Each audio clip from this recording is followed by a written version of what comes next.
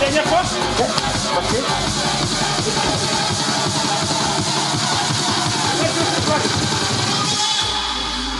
On rentre dedans. L'agilité. Ça en fait.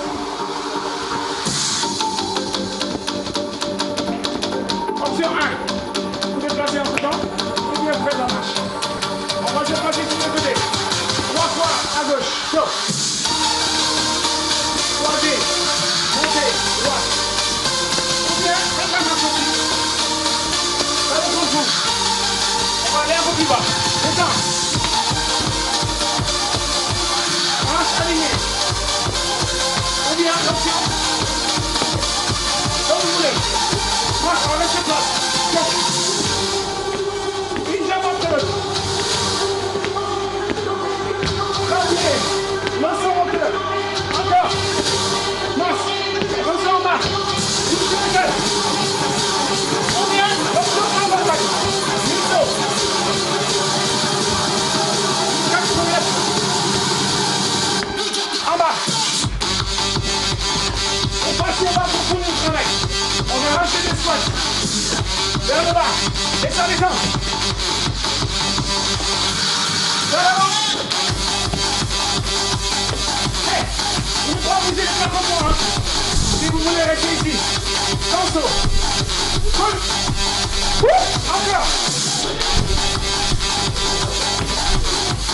Thomas, tiens le coup.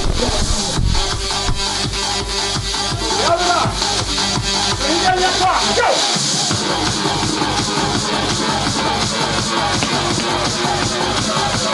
En bas. On descend.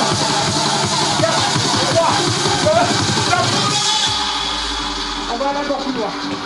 En faisant 4 squats. Un peu plus. Dans la fesse. Ah bon? Déjà? Magnifique. Dernier bloc. 3 pas.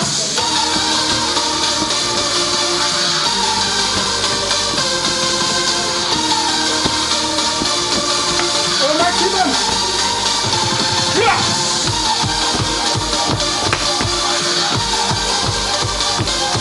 Faut pas bouger vous. Pas de bombe, j'appuie. Quand vous descendez. Amortissez pour bien protéger les yeux. En bas. Amortissez. Légèrement fléchi. Ce sera dernier. On tourne au maximum. En bas. Touche seulement. Touche. Touche seulement. Touche. Difficilement. Yes. Marche. On avance 2 fois. On fait des burpees. 2 burpees. 2 burpees.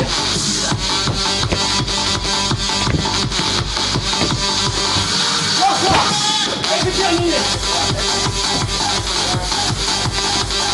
2 burpees.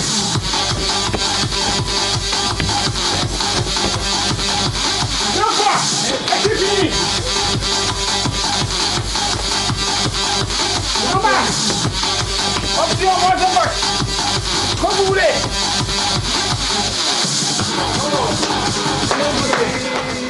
Merci, cher.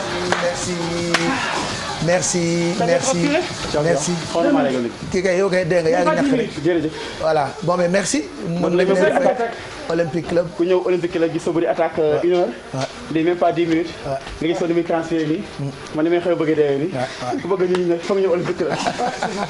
merci Mass merci beaucoup mën nañ leen fekk Olympique Club je rappelle suba aussi ñu àndaat ak yéen ci Yeewu Gym 8h56 mooy doog a jot 9h c'est dans quelques minutes balaa 9h di jot wala balaa ñuy jàll ci publicité yi vous connaissez The Voice. évidemment yéen a ngi seetaan The Voice Afrique. j'adore cette émission parce qu'il y a tellement de talent yoo xamante ni dañ ciy génn alors man j'ai eu la chance de regarder ce qui se passe ci télévision bu nekk Russie. alors ñoom seen The Voice il y a une candidate boo xamante ni dafa reprendre 7 secondes bu Youssou Ndour. elle a chanté même en wolof et ça m'a tellement plu je me suis dit je vais partager ça avec vous.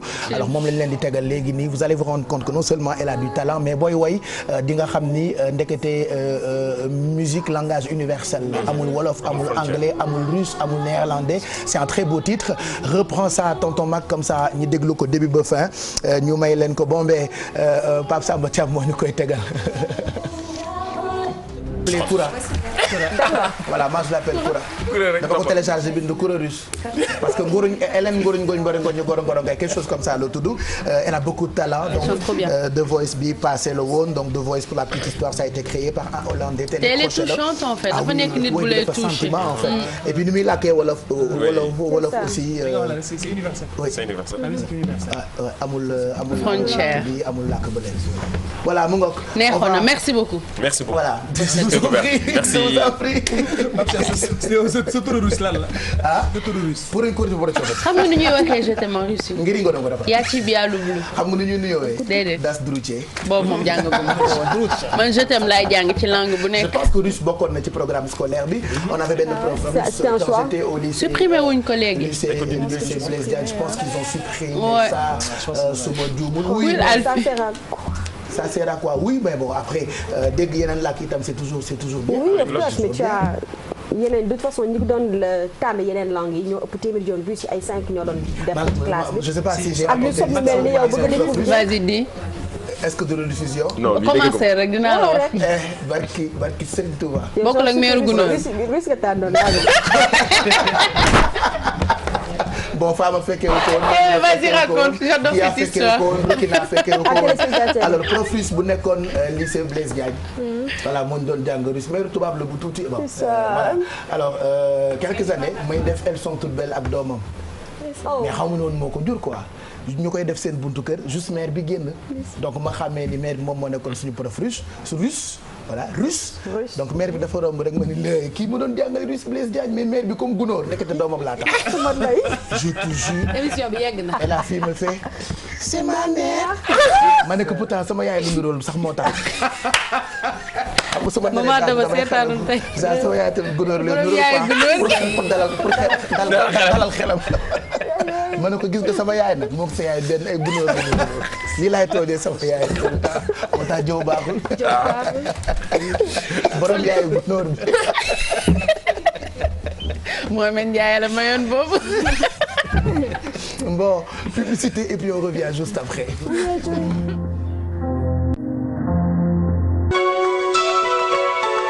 C'est démarré en effet. voilà il est 9h11 Sombel Faye moo ko daan wax xamu leen Sombel Faye parce que ay xale ngeen moom moo jiite woon théâtre national Daniel Sorano donc à chaque fois que répétition waroon am da doon wax mairie et demain c'est démarré réputation à Néfer. réputation demain à Néfer. ku feebar na nga naan comprimation nga teel a ñëw. accidenté naa fi feebar naa fi xeetu comprimation bu nekk naan naa ko. demain c'est démarré à Néfer. ki ne la am foo nekk. demain c'est démarré à Néfer.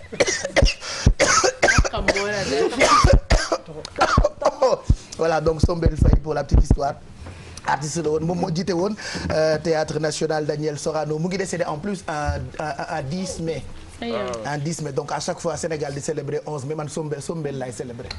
waaw c'est un grand artiste. et j'en parle souvent. du ba nga ko dalee célébrer ba tey quoi. te kat waa télé bi noonu la ñu seytaane ñu ngi naan ndeysaan comme si dañoo xam Sombel xam naa suma tournée ñu ne ma nii. histoire bi daw yaram rek.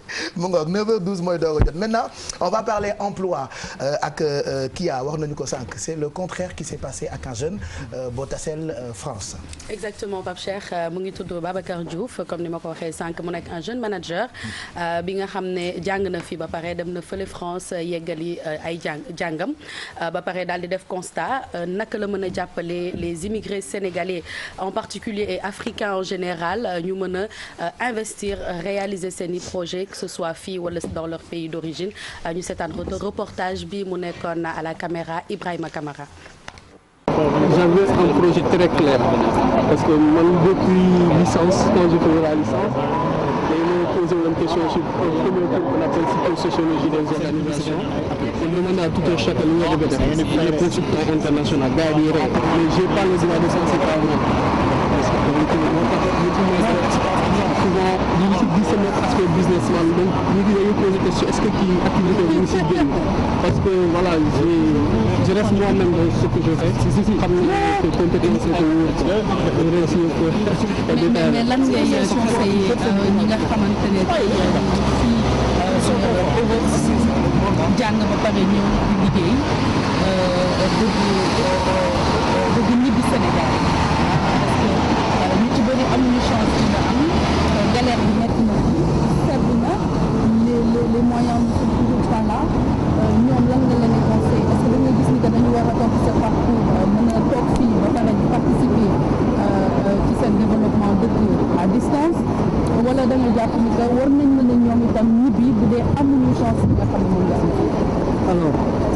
question boobu dafa complexe man nit yi souvent par rapport ak vidéo yi may défendre su ma joxe sama point de vue ci question day jaaxal ñu bëri c'est comme ba par ma demee benn conférence ñu ne ma est-ce que les États-Unis d'Afrique wala vous y croyez ma ne non j'y crois pas, je crois à la fédération, à l'union, intégration économique mais loolu lu ko waral damay ñëw di confronter ak yeneen xalaat ma ne ñu ne le savoir la pensée unique n'existe pas mais réfléchir sur des choses réelles qui peuvent se faire donc à ce jour je laisse les gens faire ce qui est mieux pour eux et loo xam ne am na impact direct sur suñu communauté je rentre pour rentrer avec un feu de dënn alors qu'il y a des milliers de gens qui souffrent alors que yàlla may na ma capacité fu ma nekk moom mun leen jàppale donc c'est des interrogations que tout un chacun donc une question fermée mais je suis convaincu que il a commencé Afrique la jógee et qu'il y a beaucoup à faire ici donc nit ki dafa war am projet bu clair bañ a nax sa bopp xam sa capacité à faire les choses waaw il faut pas mentir à soi man je sais que je peux faire des choses ici et que une grande majorité peut bénéficier maintenant dans le cadre de mon activité j'ai tellement bien compris ça que salon yu ma nar a def ça sera benn cadre pour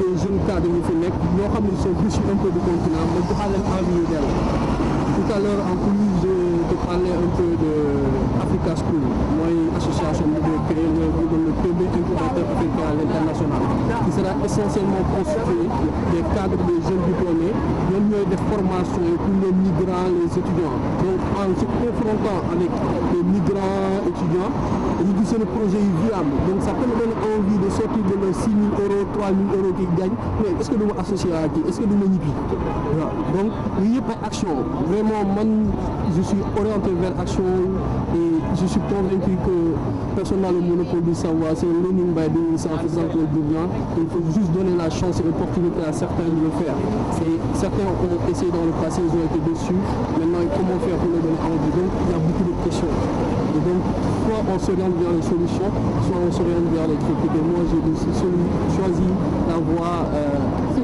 solution voilà donc mélanger dans le français la wolof mais su may wax je crois tellement aux choses que même chinois yu ñëwee sama xel je vous parle en chinois voilà. En tout cas Babacar on est très ravis on a fait le tour de la question à savoir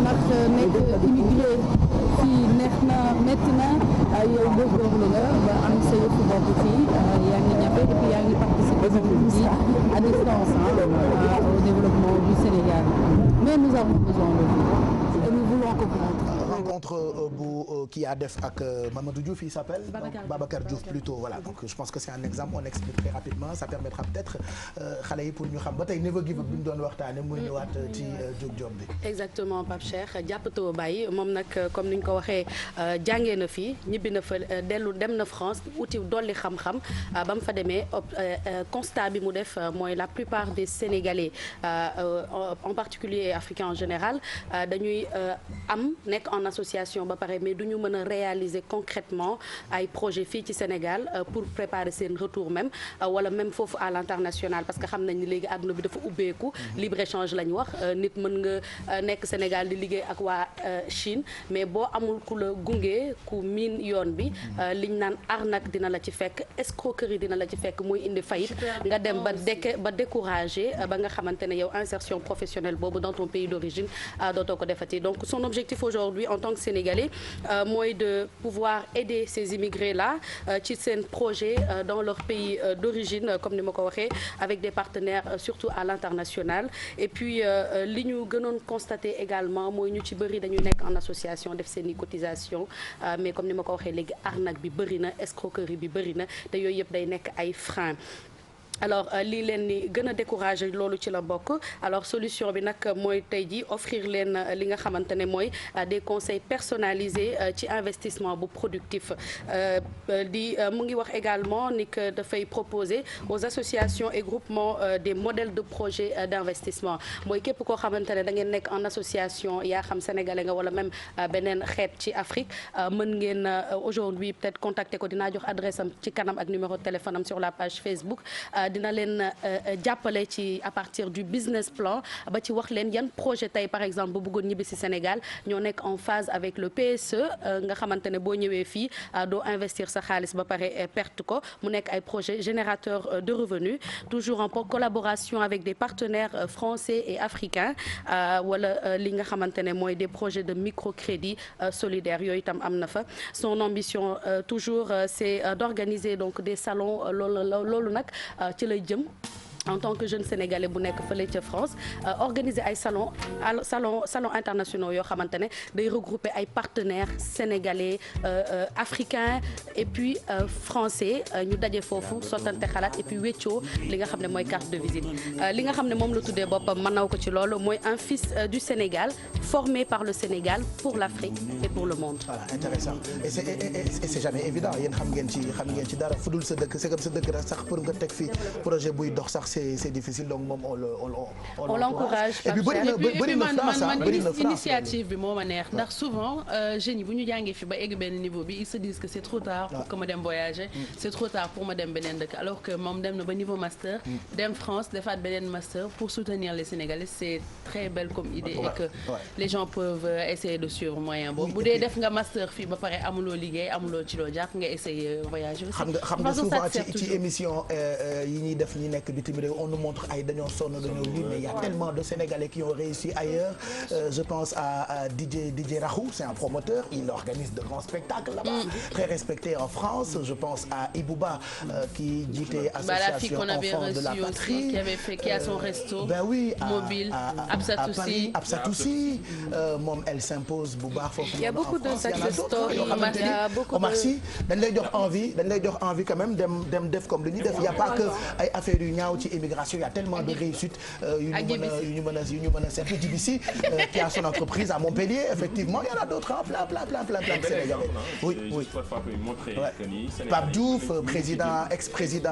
Alors lui son histoire est juste impressionnante en fait faut lire sa biographie. pour mën a comprendre loolu y en a d'autres yoo xamante ni peut-être juddoo ñu fi sax wala yàgguñu fii mais bon am nañu laale nañu ak Sénégal Ramayad on pense à elle candidate ci présidentielle France moom tamit bel exemple ci affaire émigration boo demee fu mel ni Maroc tu en vois ay Sénégalais yoo xamante ni dañoo tekki Italie tu nous as parlé l'année dernière d'un originaire Sénégal nekk policier avocat je sais pas quelque chose comme ça ay exemple il y a aussi une jeune sénégalaise bu nekk États-Unis nekk ci actuellement les plus grandes écoles nga xamante ne dañuy def coefficient plus coefficient 1 yi mooy ñi nga xamante ni seen coefficient intellectuel lu ñu ko tuddee am na lu ñu ko simplé QI voilà il y a la petite fille qui joue au cinéma aussi non non pour dire par cher que monde bi comme bu ñu ne mondialisation libre échange monde bi tëjuwul et que nit ñi nañu bañ a jàpp ni rek il faut que nga forcément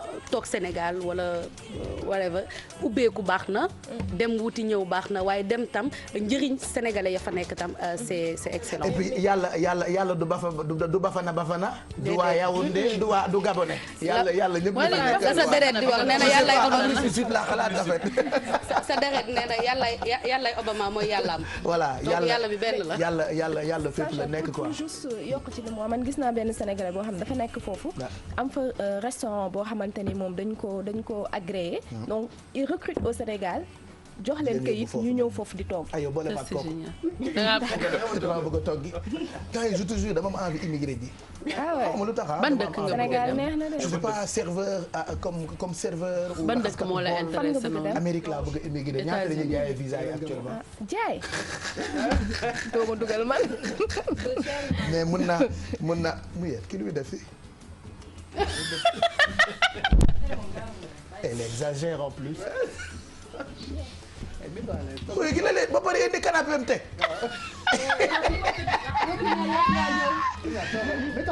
dama war a tëdd de dalal sama tànk. allen ma njëgënaay. ma simi daal ak mbaaj comme plateau bi dafa xaw a sedd. kii teel na. ak kwet waaw. teel na bokk. dama bëgg nga expliquer ma kan nga fi xaritool ci télé bi kan moo la wax ba kan moo la ngemb s'il te plaît parce que télé bi dañuy ngembe. yow bu ma dur ngemb na xale yi yow kan moo la ngemb. dis-moi yow et puis fi mu toog dafa nooy. yow waaw doo ñëw toog fii. yow fi ko toog noonu. changer place toog fii loolu ko war a def changer place. waa léegi loo yëg je rappelle que moom saa yu yëgee dara day ñëw toog fii pour wax ñu ko loo yëg ni. alors lan moo tax ma ñëw toog fii Pape Cheikh. après on va voir ndax li mu yëg intéressé nañu ou pas après on lui donne des notes su fekkee ça nous intéresse on valide su fekkee ça nous intéresse pas on fera tous. d'accord ok loo yëg. non The Voice la dañuy wane ginnaaw. tourné leen wane ginnaaw tourné leen seen ay chaise léegi on voit si on se retourne ou pas. ngir yàlla sagal leen ma dama leen ko ñaan rek. alors Pape Cheikh tey nag gëm nañ ni que ni iPhone tey la am 10 ans. ah loolu nouvelle la parce que je me dis que ni depuis 10 ans la pomme croquée nous régale. gis nañ fi lu ne gis nañ fi iPhone ban moom bu njëkk bi. xaw ma de iPhone 1 rek. iPhone 1 3 ba léegi ñu ngi ci lan 7 ah alors gëm naa ni que iPhone moom kenn mënul wax utilité am macha allah ndaxte bu ñu naan Pape Cheikh nag da nga ma xaw a affolé quoi. waaw xaw naa réer. d'accord waaw réer naa donc iPhone. am na 10 ans. am na 10 ans loolu nga yëg nii. waaw loolu laa yëg. tey la anniversaire bi. 9 janvier 2007 ci le Steve Jobs lancé premier iPhone bi. alors intéressant na wala intéressant wala. ma xool tourné bu jub. kuy tourné. Bouba. Maymuna. Kia. ah Fama. Bijou. ah Mamadou. billaay paawo ñëpp tourné nañ. loolu nga yëg ko. waaw loolu laa yëg ko. d'accord boo yëgaatee am benn problème. andi ko andiwaat ko léegi daa tuddal nelaw. al leen ma kuwet. mais merci donc iPhone tey la am 10 ans c'est cool ah moi je savais pas quelle info c'est bien boo yëgee dara rek ñëw jox ñu ko comme ça ñun tamit. je pense que 3 lañ commencé. on passe en 3 lañu commencé. je pense. ouais quand même. c'est triste. ah oui donc 10 ans iPhone am c'est bien boo yëgaatee dara ñëwal nga wax ñu ko dégg waaw kay waaw mën nga dem waaw merci beaucoup 9h26. mooy bi muy lancé je me rappelle mu naan d'habitude da ngeen doon am montre. am appareil photo. am téléphone. lépp dañ ko regroupé ci benn affaire ak seen iPad yëpp. message boobu ma touché sànq mooy never give up kii boo xoolee histoire am boo xoolee histoire am. c'est du never give up. c'est du never give up. ala atu quoi. il faut juste de l'audace en fait. il faut juste de l'audace.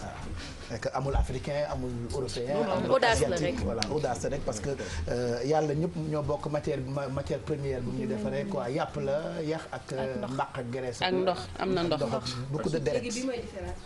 ah mind bi voilà merci on découvre ton mind tout à l'heure voilà merci beaucoup.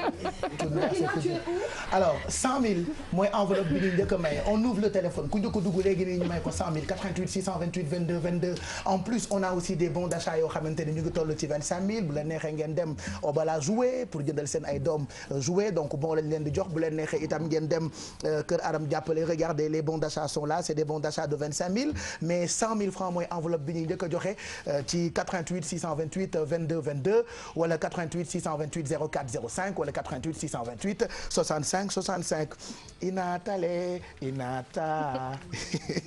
Mama Diallo de ni mu ko woyee sànq moom. je te jure est-ce que mën ngeen ma seetal Inatale balaa ñuy ñëw ci woy bu bees bi Ndiaye Kumba Ndiaye Anta Ndiaye Kanta Anta Ndiaye Anta Ndiaye Kumba Ndiaye Anta woy bu du mu tudd sax Ndiaye Kumba Ndiaye Anta Ndiaye Anta Ndiaye de toute façon jigéen bu nekk daa war a tudd il paraît Ndiaye Kumba Ndiaye xaw ma Ndiaye Anta Ndiaye Ndiaye Anta Ndiaye Ndiaye Malick Kumba Ndiaye Anta Ndiaye bon Safari ñoom ñoo ñu koy wax bu ca kanamee mais j'ai très envie de dégluwaat Inatale parce que tube ni mu nekkee woon tube c'était extraordinaire.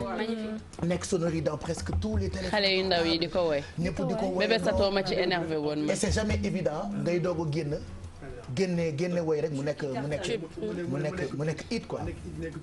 parce qu'en fait c'est vrai que Safari déjà. allez je rappelle que Bouba mooy suñu musicologue. xam nga déjà Safari groupe de femmes au Sénégal. bëriwul trop. quand on pense également à un groupe comme Alif. on a eu Alif à l'époque. on a eu Sex Sisters à l'époque. et j'en sais des choses. franchement ñoom ñu nag également. indi leneen. Spice Girl. je trouve que Safari c'est international. ils sont sénégalais. voilà Sénégal. Spice Girl bu Sénégal. mais nag avec nos couleurs également avec les couleurs de l'Afrique on va dire ah. bi ñu ñëwee ñoom itam déjà indi de par leur style. une très belle musique. et puis j'aime bien nu ñu mel. nu ñuy solo leur style et tout ça. moo tax mën na bonoo leen ñoom ñett ñëpp quoi. nekk ak sa style. ma foogoon am nga ci code guitare. ñoom ñett ñëpp laa tànn. am nga ci droit sax yokk ci keneen muy ñeent. Mettez Bamba. Fais pas peur aux enfants. Fais pas peur aux enfants. Ils sont tous à l'école. Adja demul de te day seetaan. Adja jeeg la. xëy toggal papa ji léegi Nefer 29 mooy togg ji c'est encore une très bonne journée. Nous parlons aux Sénégalais, on ne parle pas aux Français ni aux Gabonais. Sénégalais yi la ñuy wax moo tax yow leen je rappelle encore première matinale fii ci Sénégal ñaar la ñuy boole utile ak agréable. On vous donne des informations utiles mais en même temps on joue avec vous tous les matins jusqu'à 11h ci télévision Futur Média. Inatalé un très beau tube ak waa Safari, on peut écouter juste un bout et puis juste après on parlera droit ak Maymouna Gueye Bambolo tey daf ñu indi immunité. yenn saa yi damay ñaan pour am ko parce que quand tu m'as expliqué que lii ak lii mooy immunité parlementaire voilà je me suis dit bon. yow boo ko amoon dañ koy teel a teggi. kon dinaa tooñu. dañ koy teel a teggi xam naa dinañ ñëw. mais tegg bi c'est-à-dire diggante tegg beeg yooyu dafay jël temps ba nga xam ne. jaaree gàm bi dem feneen da ci xaj. waaye am na condition yoo xam ne jarul ñu koy teggi de xam naa dina si ñëw moom. ah mais neex na de immunité neex na de. ah oui ku sañoon am rien de tel Alfi la wax. waaw Pape danga may wax nag yéen. waaw d'accord vas-y chérie. vas-y. ma ni Inatalé bi dafa défilé we. dafa défilé we musique bi. la Inatalé. waaw défilé. ok est-ce que léegi tu peux défiler. waaw yàgg nañ ko laajte pour di défilé. ok ñu teg woy bi nga défilé. teg ko waa ñu défilé. ayca c'est parti. aywa. tegal ko Alfi comme ça vous défilez. Inatalé. Mais elles sont là en plus. Inata. Ben oui. Bienvenue. Eh mais elles sont jolies hein. Inata. ku nekk na ma may benn. Un bisou. Un autre bisou. yomb na de. Et un autre bisou. Je te jure. Après on a un problème. On va faire un coucou. Kan moo xam seen ay tur. Kan mooy Dija kan mooy Maria ak kan mooy. Defa. man xam naa ko. kan la. man xam naa ko. yow xam nga ok d'accord comme yow léegi xam nga ko da ngay jàng seytaane kii mooy kan. kii. waaw. mooy Fatou. d'accord kii mooy kan. Aïssata. bon je vais prendre un téléspectateur léegi téléspectateur bu mu mun a wax kan mooy Dija kan mooy Maria ak kan mooy Defa. moi monsieur. ku ko xam ma may la 100 000 léegi nii 88 628 22 22 xanaa mën a. téléspectateur xanaa du man maay. du ma tuddoon sax. cache chrono. xanaa du ma mën cache chrono. alors je prends léegi nii un appel 88 628 22 22 ku ma mën a wax turu waa Safari kenn par kenn ma may la 100 000 léegi nii à vos téléphones. téléspectateurs yi day yomb ci ñoom dañuy dugg internet di ko xool. waaw mais su fekkee téléspectateur trouvé wul après vous allez jouer avec moi. est-ce qu'on va gagner. bu leen neexee ngeen concerté wu. ñun dinañ am 100 000. waaw ñun dinañ am 100 000. concerté wu ngeen tànn seen candidat. ñun dinañ am 100 000 wala déet. mooy 100 000 francs 88 628 22 22 ak 88 628 04 05 alors kan mooy Dija kan mooy Defa ak kan mooy Maria bu Safari on vous attend voilà on vous attend. venez. waaw yow Bouba. allo allo. Et parlez moins fort, un peu de respect là, hein? Mais respectez les téléspectateurs quand même. Allô.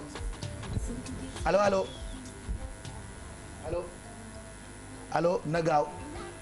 bon kooku amul chance ñu jël ki topp ci moom 88 628 22 22 enveloppe bi mu ngi toll ci 100 000 francs alors kan mooy Dija kan mooy Defa kan mooy Maria dites-nous Safari ñoo fi nekk tey ci suba 88 628 22 22 allô.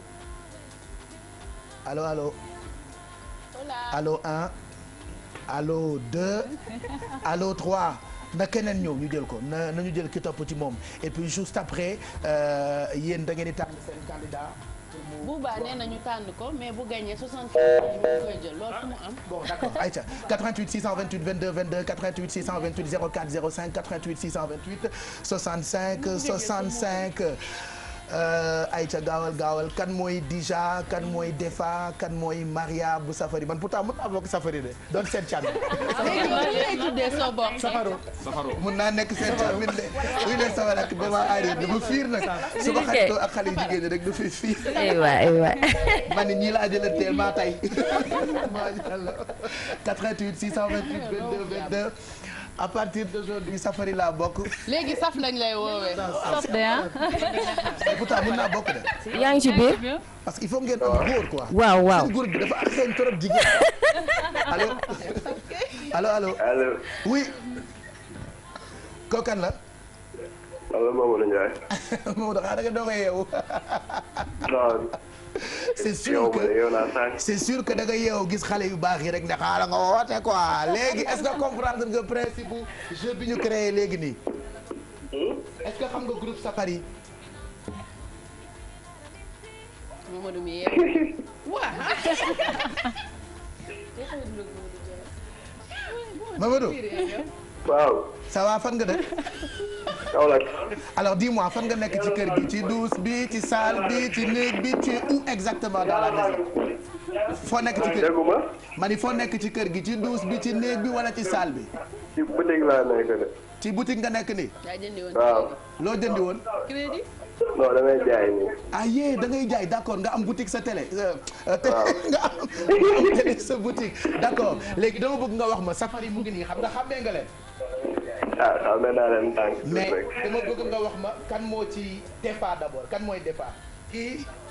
kii wala kii. kii. répète dégg nga bu baax. même xoolal Mamadou xam nga lan la je suis pas là pour répéter quand même on a trop de choses à faire tey alors j'ai dit dama bëgg nga wax ma Safari parce que Sénégal xamuñu seen tur yi groupe bi rek la ñu xam alors kenn ki mu ngi tudd Defa kenn ki mu ngi tudd Maria kenn ki mu ngi tudd Dija léegi dama bëgg nga wax ma ku nekk mooy kan. kii mooy kan Maria moo nekk ci dégg bi. Maria moo nekk nii kii mooy Maria allo Mamadou.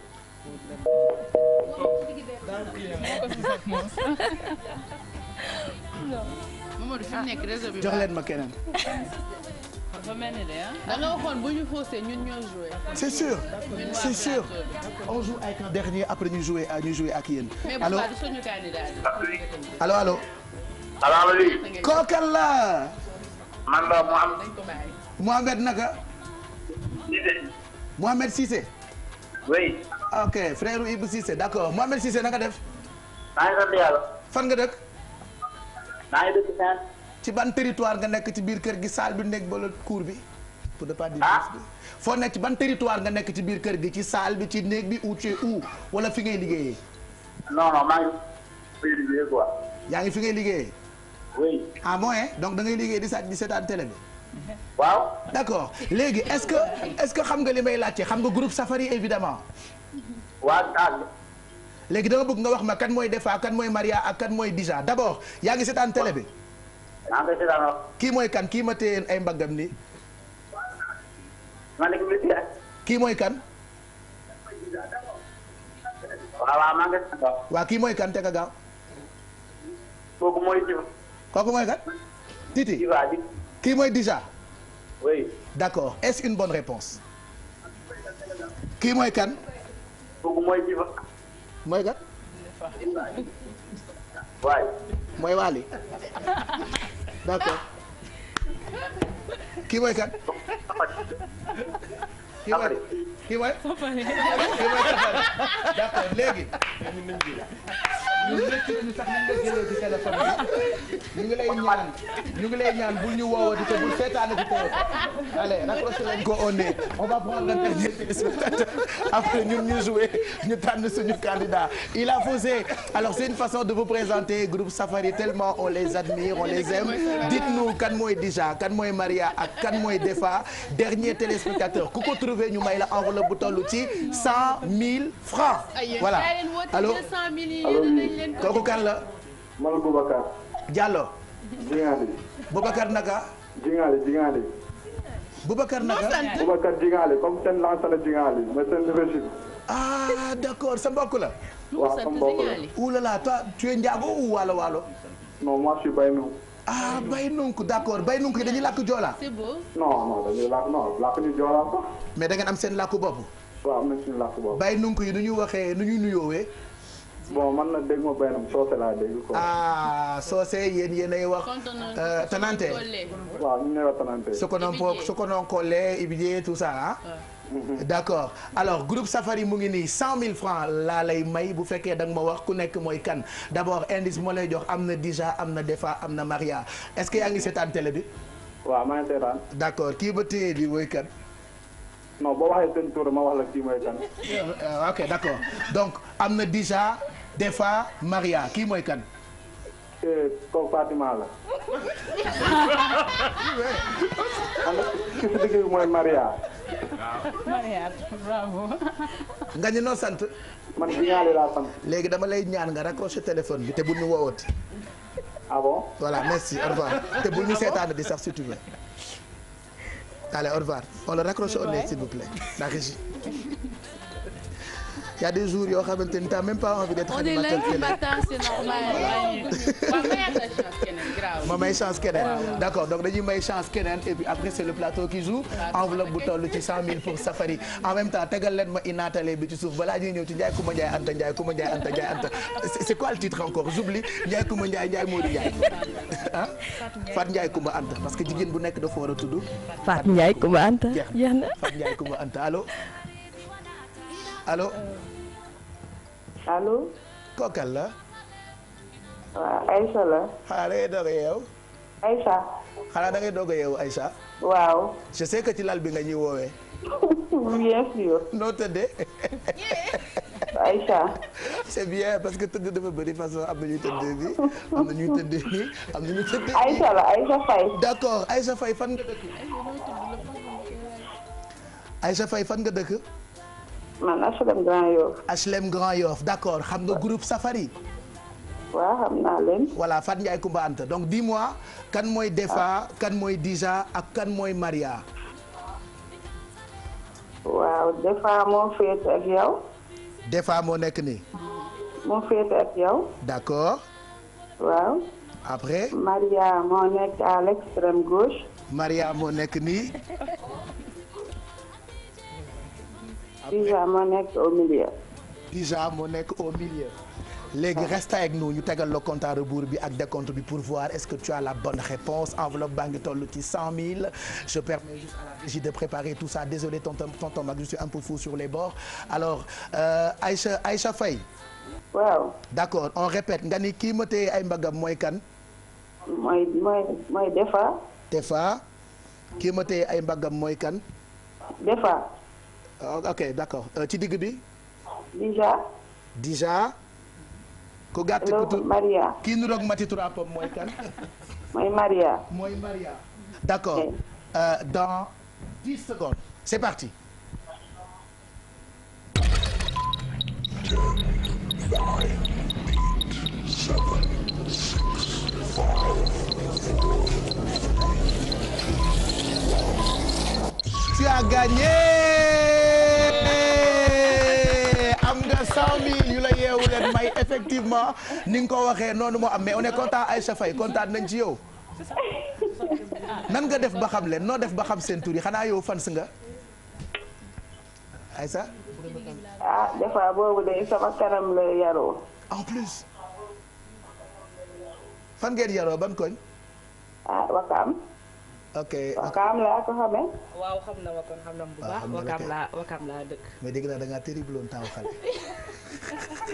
bon mais Aïcha merci beaucoup tu gardes la ligne comme ça ñu jël sa numéro de téléphone et tout ce qui s'ensuit am nga 100 000 am na beneen 100 000 boo xamante ni dañu koy joxe 88 628 22 22 malheureusement du ngeen jouer amu leen chance. mais ñun problème bi ñun buñ joué woon sa duñ gañ. je sais Maria lañ dugaloon ci digg bi ba toog. yow doo joué yow 75 000 nga bëgg a jël doo joué. et puis après vous restez avec nous. voilà. du joué. alors salaamaaleykum waa yeewu leen. ah ni ñu yeewoo tey neex na nag man moom chopé naa fi fou rire ba xaw ma fu may taxaw. il faut rigoler. waaw. il faut rigoler. waaw gis nga foog ñu ree. dafa way na ko. nee na keex. may ree. ñu ree. non vraiment c'est avec un plaisir ñu ñëw ci plateau yeewu leen. di nuyu tous les téléspectateurs de la TFM. di nuyu ñëpp di ndokkeel ñëpp ci at bu bees bi. et puis di wax encore une fois c'est avec beaucoup de plaisir. que ñu ñëw fii tey seet si leen. Maria. comme on l'a dit rek ñu ngi leen di nuyu ñëpp vous êtes toutes belles les filles. yéen a ñu dàq waay. donc kontaan nañu si ñëw TFM c'est toujours un plaisir d'être là. voilà. je pense que gel yi wax nañ lépp juste que man moom dama kontaan. dama kontaan parce que gel yi nekk fii moom. macha allah. d'accord dañu rafetal plateau. léegi kon toog leen kon. jeex na toog leen. on est content de vous avoir.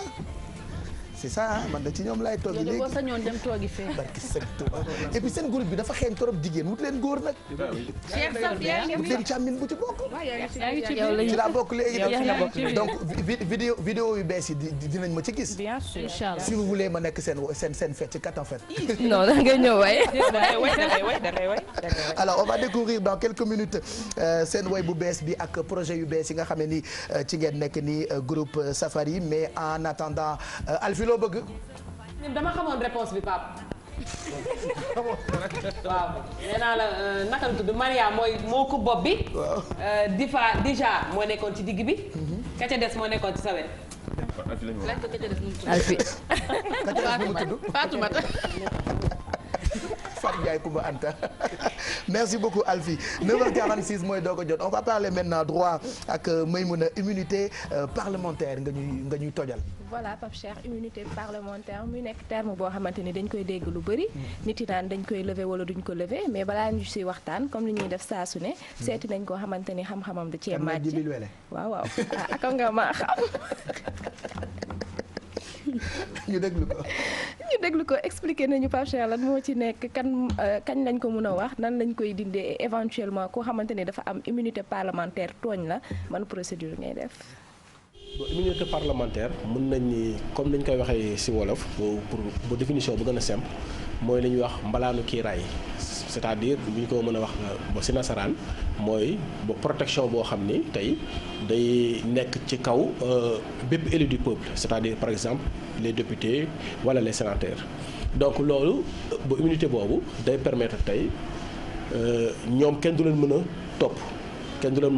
topp c'est-à-dire xam irresponsabilité acte bi ñu wax ci wàllu seen wàllu liggéey ci wàllu parlement bi wala ci travail wala même bu ñu génnee sax nga xam ni dañu doon wax noonu affaire bu député la seen wàllu liggéey la kenn mënu leen ci topp loolu nag ça ne veut pas dire que bokk député bi moom day def lu ko neex rek ak ba fu ko neexee bu defee acte yoo xam ni comme ni ñu koy waxee acte détachable yi nga xam ne tey bokkul ça n'a rien à voir avec sa fonction de député bu boobaa mën nañ ko topp mais bala ñu koy mën a topp nag il faut lu ñuy wax xam immunité parlementaire boobu ñu lever ko procédure de lever boobu parce que tey déjà constitution bi moo ko wax depuis article 61 mu ne benn député duñ ko mën a topp si bépp si quelconque acte bu mu mën a poser dans la vie publique xam acte yooyu su ko posé donc bu ñu demee lu nga xam ne bokkul ak ça n'a rien à voir ak sa fonction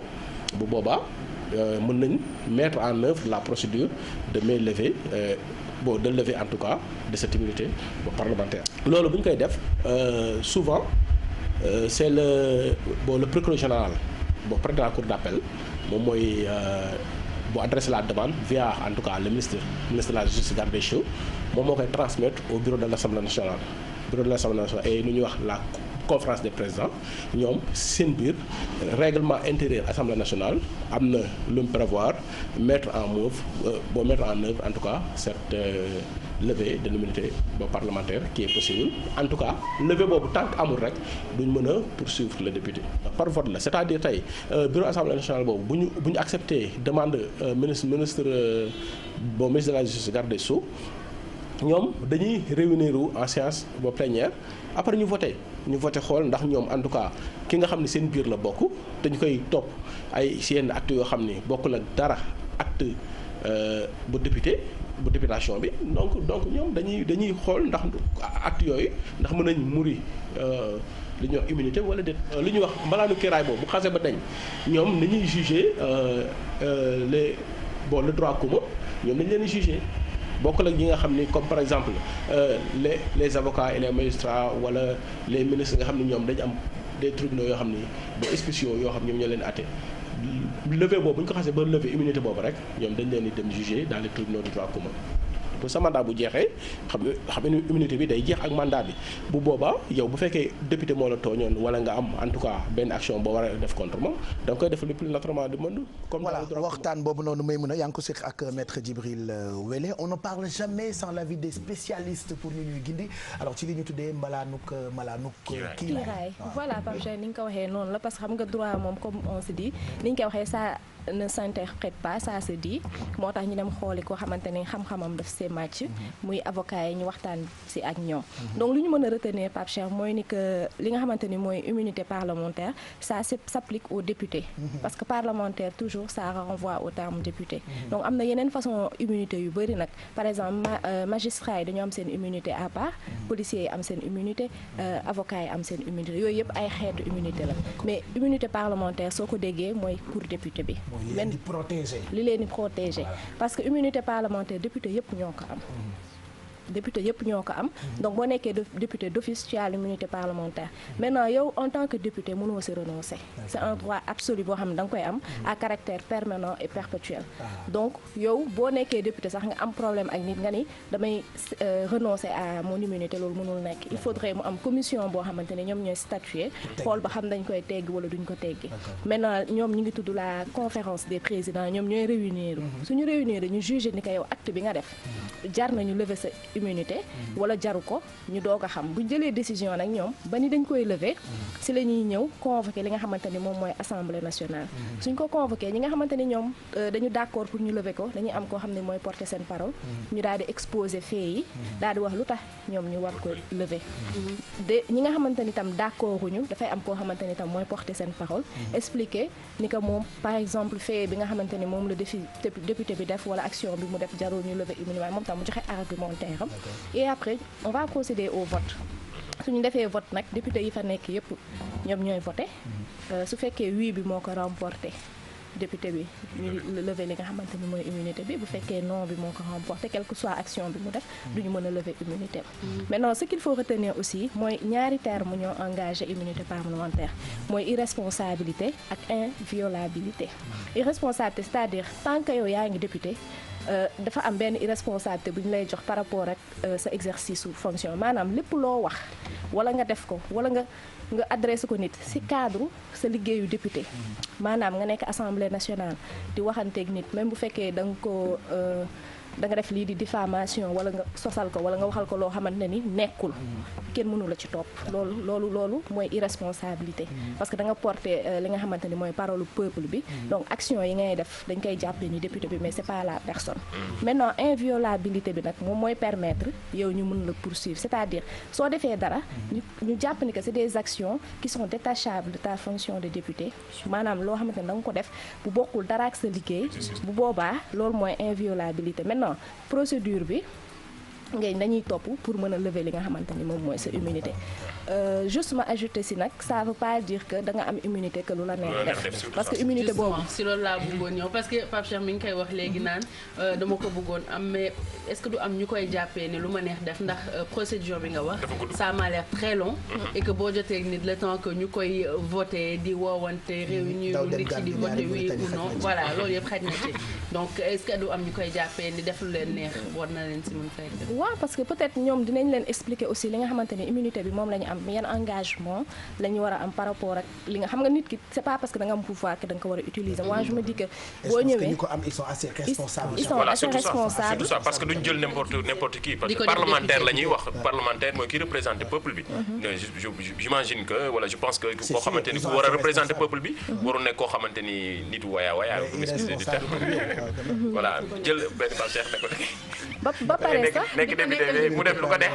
waaw mais xam nga def lu ko neex boobu ba tey comme ni ma ko waxee dafa am cadre bu ko tënk dans le cadre de ton travail de député donc boobu entre ñoom seen ay moroomu député am la wala entre ay confrères ñoo xamante ne ñu ngi liggéey maintenant lépp lu mu loo xamante ne da ko def mu détachable de ses fonctions de député comme ni ñu ko waxee nit ki bu ko poursuivre ba ñëpp yëg ko dinañ def li nga xamante ni mooy procédure xool da nga koy def wala du mais aussi rappelé ko comme ni ma ko waxee du loo xamante ni da lay topp parce que bu fekkee da nga nekk si magistrat boo xam ne 5 années la bu 5 ans yi jeexee fekk tooñoon nga nit moom mën na la poursuivre bu fekkee ba 5 ans yi passé waaw ba nga pare mu poursuivre la su fekkee ni que acte bi mu defoon kiiwuñu ko prescrire ñu ko parce que dafa am durée boo xam tam si nga am pour porter plainte nit donc bu fekkee sur 3 ans yi passé aussi dootoo ko mën a porter plainte. je pense que am nañ ci quelques cas surtout par rapport ak député yi am na quelques députés yoo xam ne quand même on a eu à lever leur immunité donc voilà leur immunité donc souvent da ngay dégg sax ay député di kaas naan waruñu yomb trop waruñu ko yëkkati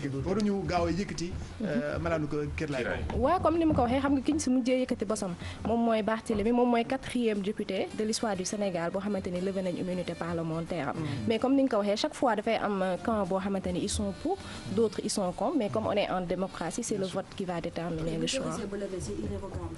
c'est irrévocable kenn mënatu ko changer mais c'est juste pour les faits yi nga def bu ñu ko lever c'est pas parce que dañ ko lever képp koo tooñoon day ñëw porter la plainte c'est par rapport à un fait bien déterminé. c'est par rapport à un fait bien déterminé bu ñu ko lever par rapport à tel fait keneen koo defoon leneen tam day xaar ba ñu lever sa immunité par rapport à son fait ñu doog ko si mën juger. voilà intéressant merci en tout cas Maymouna Gueye Bambalo je rappelle que mën ngeen am replay bi ci YouTube /TFM wala suñu site internet www.igfm.sn ça vous permettra ngeen amaat yu leen leer ci lii ñu tuddee immunité parlementaire leneen loo ci dolli nag jël nga sa taawu. xanaa jaajëfal maître Djibril Wéré rek pour disponibilité. jël nga 10 minutes ci sa taawu altine bële di ñëw bu soobee yàlla oui maître Djibril Wéré dañ koy gërëm mais aussi les autres spécialistes yi nga xamante ni tout le temps dañuy ibil seen ay buntu pour di partager seen xam-xam ak sénégalais yi parce que ñoom itam wóor na leen ni yeewu leen mooy matinalu sénégalais yi donc dañ leen di dimbali ñoom it ñu ñuy dimbali ci gëstu yi donc maître Djibril Wéré ñu ngi koy gërëm ci jàppandalam alors dans quelques minutes dinañu ibbi pàcc bu yaatu boo xamante ni xale yi la ñu koy jagleel Fama Thioune demoon na fi nga xamee ni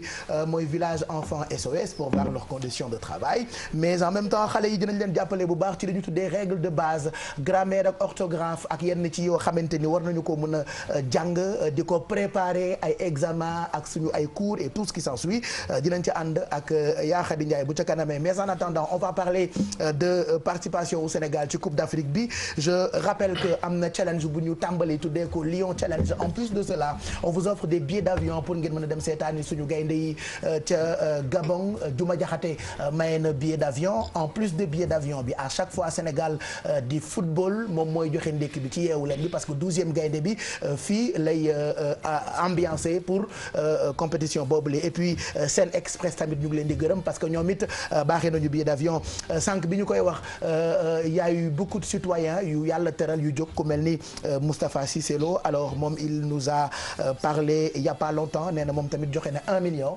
pour club supporter voilà donc Moustapha Cissé Lo ñu ngi koy gërëm s'il y a d'autres su fekkee am na yeneen bonne volonté ñu bëgg a jàpp ci combat Coupe d'Afrique bi n'hésitez pas n'hésitez pas parce que bëgg nañu Sénégalais yu bëri dem ben oui jox leen seen million ben oui donc ak billet d'avion yeeg yooyu yëpp ñu ngi koy gërëm bu baax en tout cas Sénégal dafa bëri ay citoyens donc ñu ngi fóon Adja Juma Jaxate maintenant nous parlons sport ak Ndiaye Pàccal tere woon na la tur bi ci 2017 bi mais dafa changé c'est-à-dire samedi soir bi ñuy def QG Sabador la sol émission bi jeex ma génn ci biti fekk mu def peew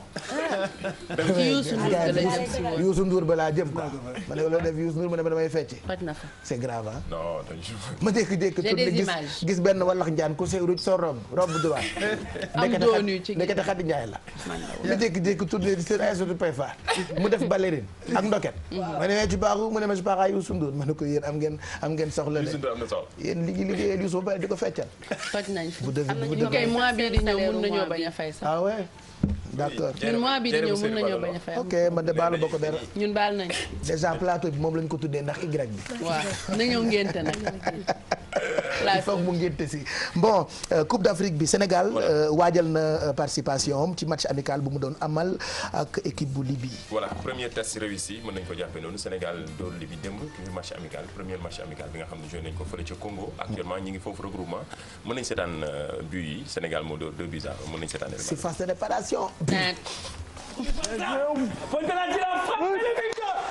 Moussa Sow à la 17e minute de jeu. C'est l'ouverture du score côté sénégalais sur un bon décalage du côté 3 entre Ismaïla Sarr et Lamine Gassama, centre instantané derrière pendant cette période de préparation de la Coupe d'Afrique des Nations. Allez, attention, il est passé, c'est le but. Premier but. Superbe but de Ismaïla Sarr qui s'est échappé. Un ballon qui traîne. Attention, la frappe, non, le centre. Et derrière la frappe et le but. La réduction du score libyenne. Voilà et puis participation Sénégal bi enfin match amical bi suñu xel dal na ci. waaw surtout Aliou Cissé dafa am temps wu changé waat équipe bi ñi ngi am chance en général utiliser ñoo xamante ni mosu leen utiliser sax ñoo xamante ni joué nañu. ñeen la plupart mooy ñi nekk Angleterre xam nga ñoom dañ doon def ay boxing day ak ci fête yëpp dañ doon football mu noppal leen. changé waat équipe effectif am indi ñu bees gis nañ ci taxawaay bu baax bu Ismaïla Sarr moom mi nga xam moo nekk fële ci Metz mu première titularisation mu dugal nekk homme du match mën nañu ko jàppee loolu di ko souhaiter bonne CAN moom Ismaïla Sarr di ko souhaiter tamit Lions yëpp xanaa bu baax boo amee ci changement yu Aliou Cissé wax ak. non sama temps laay bañ ñu kii. loolu laa bëggoon nga dégg. sa temps wu leen di procès bu la neexee nga jël ci pré la rek pré la rek jël ci sa temps wu leen di loo ci bëgg a wax. lune de miel bi dama ci jël tudd rek. moom xam na wax nañu loolu de. Maria des fois est-ce que xam ngeen ni Bouba takk na jabar. takk na jabar te man la may premier njëkkee en plus. ah bah si. ba pare buy sëy man maay nekk topp bi may sëy. ana yaa koy topp. maa koy topp de. du yomb. allez à chaque fois coupe d'Afrique wala coupe du monde ñëw suñu xel dafay dem ci Père Abdoulaye Diaw. voilà Père Abdoulaye Diaw moom mi nga xamante ne bu yàggul rek décoré nañ ko fii président de la République Macky Sall jox ko chevalier d'ordre national moom mi nga xamante ni mooy Père Abdoulaye Diaw nekk référence voix am ñun ñëpp bercé nañu surtout ñenn ñi nga xamante ni moo tax sax ñu nekk journaliste gannaaw décoration bi ubbil nañ jox nañ ko micro taal nañ mu wax ji expliquer ñu jox ñu bu baax ay conseils mën nañ seetaan élément bi. doo ko defate. Abdoulaye Diaw ñun suñu référence la suñu fierté la fierté ci Sénégal fierté ci Afrique ba ci monde bi ndaxte tey bu ñuy wax journaliste suñu xel ci moom lay dem ndaxte Abdoulaye Diaw dafa nekk koo xamante ni non seulement dafa am compétence ci wàllu métier bi muy def mais surtout valeur yi nga xamante ni moom am na ko buñ ci sukkandikoo ñun ci groupe Futurs Médias defe na ci kanam rek la ñuy dem bu soobee yàlla jot naa ko wax parce que loolu du tey laa ko wax keroog bi may moom Abdoulaye Diaw bi may jéggal leng yi ci RFM dama ne bu ma doonee journaliste moom moo tax ndaxte dama ko yàgg suivre di ko déglu te jëlee ci njëriñ nag te defe naa njëriñ rek la ñu mën jëlee ci Abdoulaye Diaw donc distinction bi mu am mérite la mais surtout fierté la ak source d'inspiration la ci ñun. Père Laye moom dañu luñ ci mën a wax rek mooy moom monument la Laye Diaw moom moo nit koo xam ne foog ko soxlaa mu bàyyi ay itam yëpp ñëw. D'ailleurs bu ma doon invité ay club comme Sochaux il était là à la descente de l'avion de mes invités jusque tard dans la ba ci guddi bi bu ñu xëyee aussi moom mooy jiitu fi ñu voilà donc loolu moom ça m'a toujours marqué vraiment toujours le sourire toujours le bon conseil je me demande même comment il fait quoi parce que c'est quand même extraordinaire. Père Laye moo la mën a wax footballu démb bu Sénégal avant les indépendances mu wax la footballu dans les années 60 à partir des indépendances ba léegi nii c'est un monument yàlla nañ ñu ngi koy ñaanal yàlla na ko fi yàlla bàyyi vraiment may ko wér gu yaram.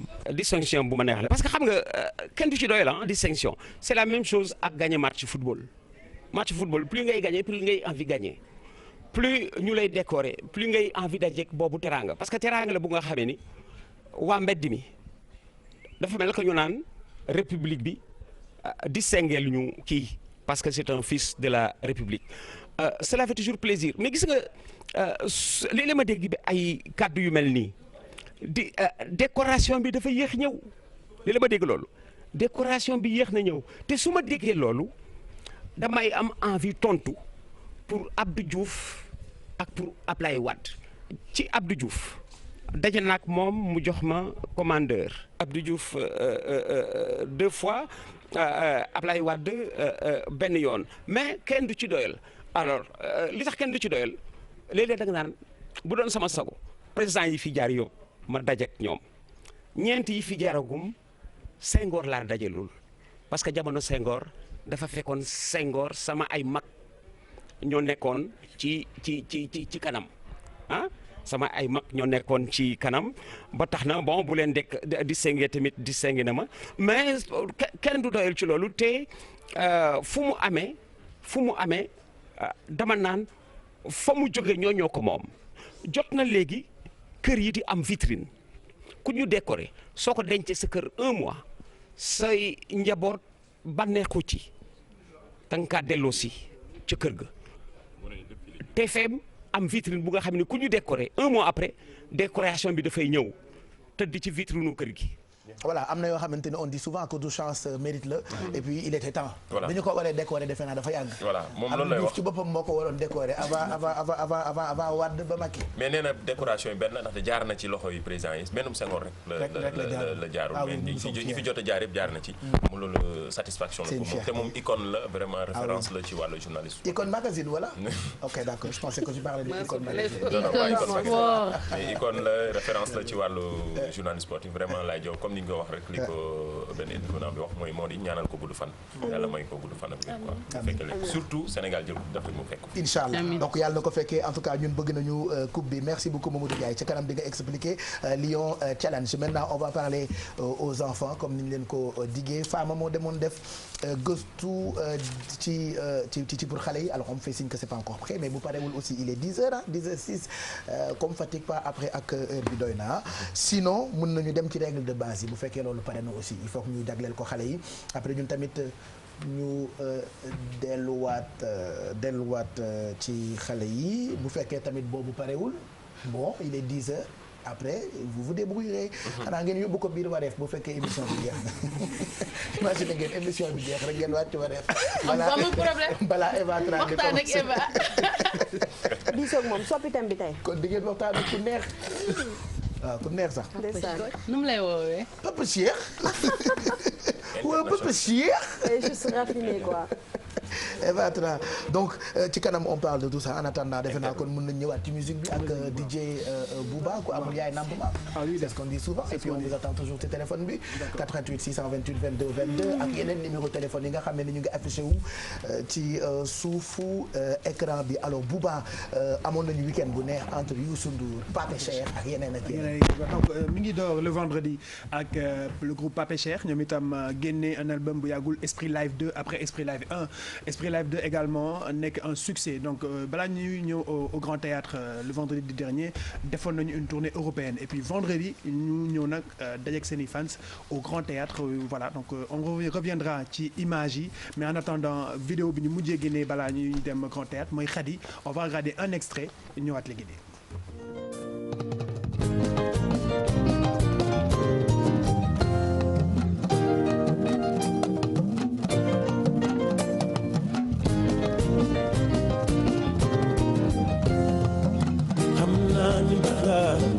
gis naa ci yow a gore Khady bugul coow sore sa soppe lu tax nga bàyyi ko a Khady sama nit ne yow laay wëyal ko mel ni picc mi ma ngay naaw asamaan yaa gisu leen ma du ma ngi dam bànneexam ñaan ma may la du woom wuyu laa sedde leen ma may dam bànneexam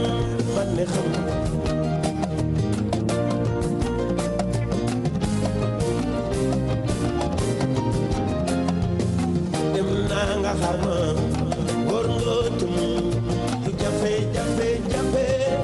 Khady dafa mun wër naa ba tey xam naa ne yow sama kanam ak sama gannaaw man yow laa ci wóolu mel ni picc mi ma ngay naaw asamaan yaa gisul leen ma du ma ngi dam bànneexam. Voilà, c'est vrai que c'est une belle chanson Khady et que keroog ça a été magnifique kenn wooyu la ko. man la yow Khadijatu nga tudd. déedéet tudduma Khadijatu bàyyi seeri maam yàlla Khady rek laa tudd. booy bi nag Khadijatu man lañ ko woyal. donc anniversaire bi di ngeen ko gis ci télévision Futur Média. Adjaratou Kiné Lam mi ngi fa woon. am na yëg na sur scène moom itam muy lu am solo ak ñoom Pape et Cheikh. Mbédié Faye moom ma nga fa woon ñoom Fallou Dieng donc voilà on reviendra largement avec des images bien sûr ci télévision Futur Média ñëw ci ay extraits. on a eu Youssou Ndour aussi. on a eu Youssou Ndour également. le samedi. Samedi 7 janvier. Donc mu nekkoon acte 2 noonu laa ko tuddee bu Grand Bal de Dakar après le 1er janvier donc ñu ñëw le samedi 7 janvier jàll ci beneen spectacle toujours au CICES Youssou Ndour ak Super Étoile bégal seeni fans ñu xool ko ñëwaat. toj nañu.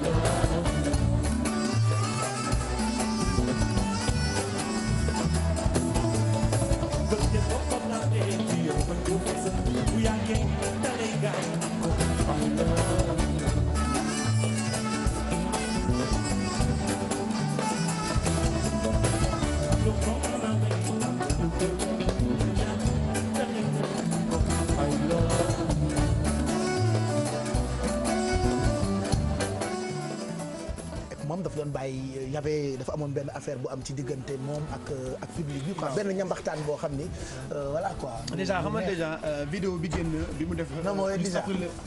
déjà pour man defa wala déjà la ma pour man def ma nga déjà di non Maria la voilà am na vidéo bu mu def pour déjà excuser auprès du public après li xewoon le 1er janvier avant le 7 xam nga ne Youssou def na benn vidéo excuser auprès du public balaa le 7 donc le 7 nag boo ñëwee gis quand même dispositif bi amoon xam ne vraiment machallah donc ñi meroon le premier dëgg nañu le 7 donc image yaa ngi noonu ni nga ko gisee nii donc je pense que déjà rendez-vous peut-être man mi meroon sax dama ko mujj baal en fait. baal nga koy wax. yow léegi lan nga doon naan.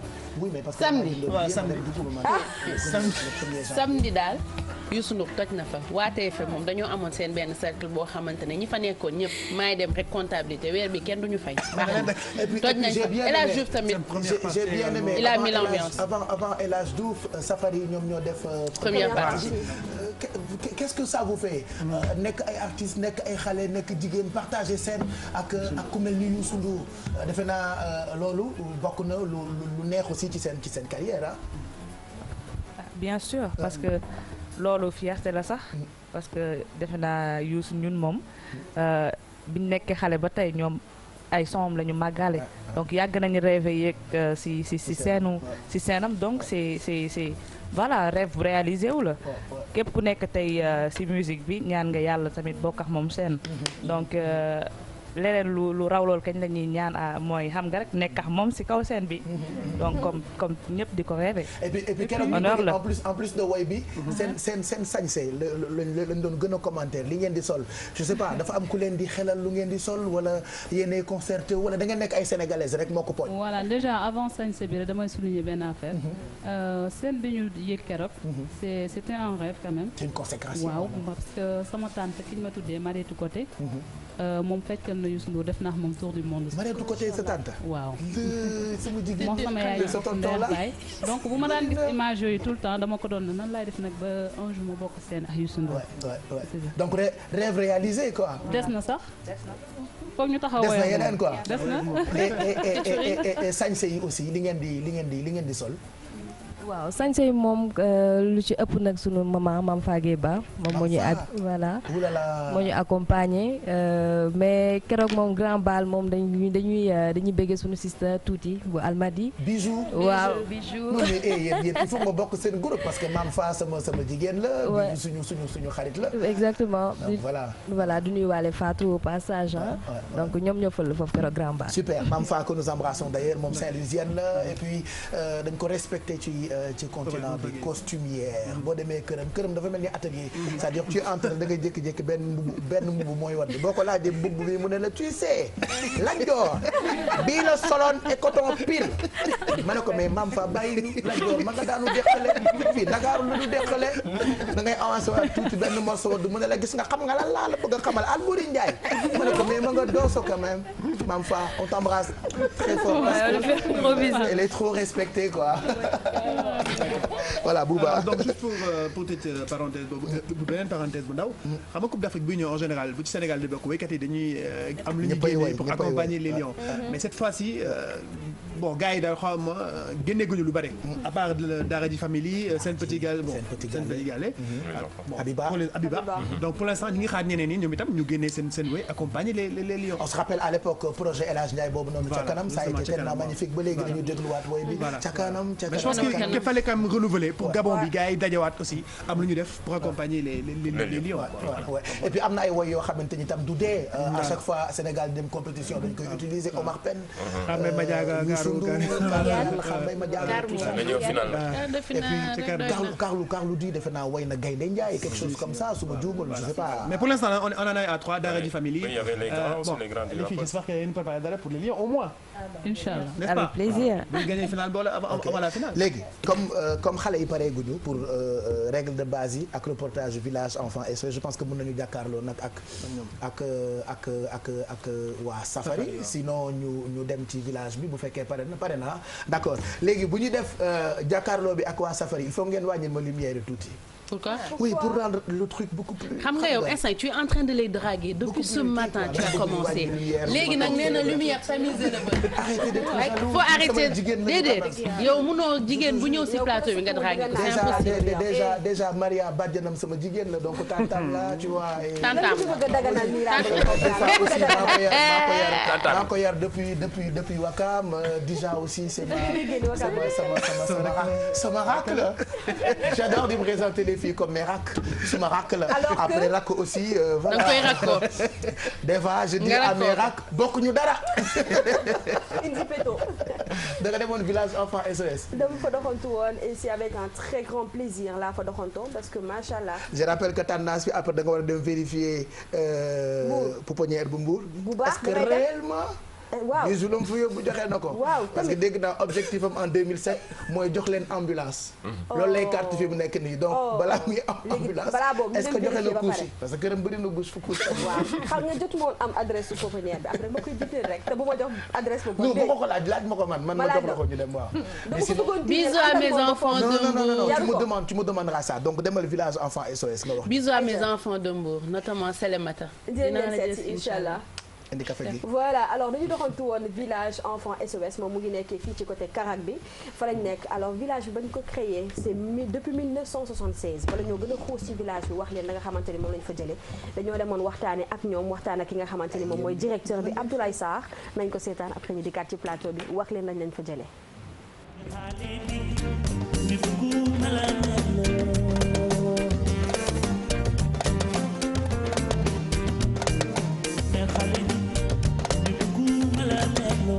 dégg ñu ne programme SOS village d'enfants bu Dakar ren ji lañ ko sanc ñu teg ma ci bopp bi dafa am lu ñuy wax ay unité maanaam ay pàcc ci biir lu ci mel ni accueil familial moo nekk nii moom ngeen gis nii mu am fukki kër ak juróom